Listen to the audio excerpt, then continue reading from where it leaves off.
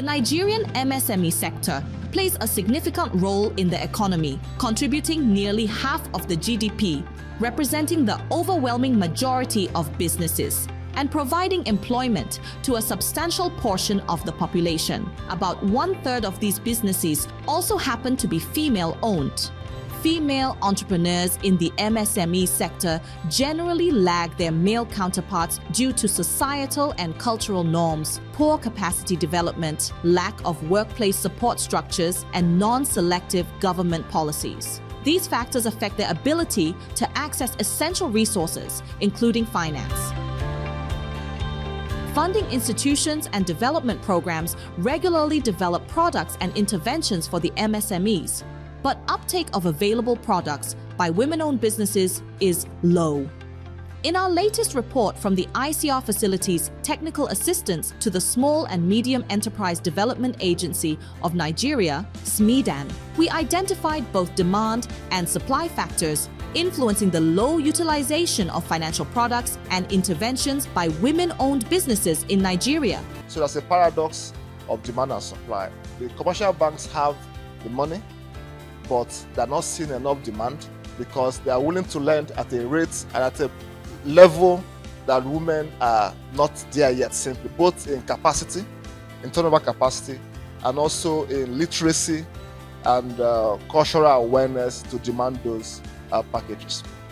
So at least the demand aspect can prove that women really want to grow, just that they don't have the right support frameworks to grow. The key demand factors influencing poor access to finance include low annual turnover, cultural and motherhood influences, generally high level of fear of negative perception and harassment associated with loan defaults, low awareness and poor uptake of insurance products, poor access to business development services. Like now you ask for 4 million, they will tell you go and bring 2 million. It was so shocking that women could not provide that. I was upset because I was looking at it that we do businesses, women are struggling and everything, but really in the reality, it's not the same. A lot of us women that have gone through this BSDP, we are the same set of people that keep getting all these loans and everything. So my suggestion is, how can we break out from all this to get more women involved? While the key supply factors include insufficient capital base of microfinance banks, MFBs, to meet the demand from women-owned businesses, a projected 2.9 trillion naira gap in finance supply for women-owned businesses in Nigeria, high interest rates from commercial banks and MFBs, challenges in public sector and DFI interventions. These challenges include perceived corruption and nepotism in the delivery of public sector finance schemes, risk burden on banks, and poor planning and execution of financial interventions, operation of unlicensed loan institutions, lack of gender-inclusive collateral requirements by banks. The key recommendations focus on policy changes, adoption of best practice framework for financial institutions, development partners, and public sector actors, as well as actionable recommendation for SMEDAN.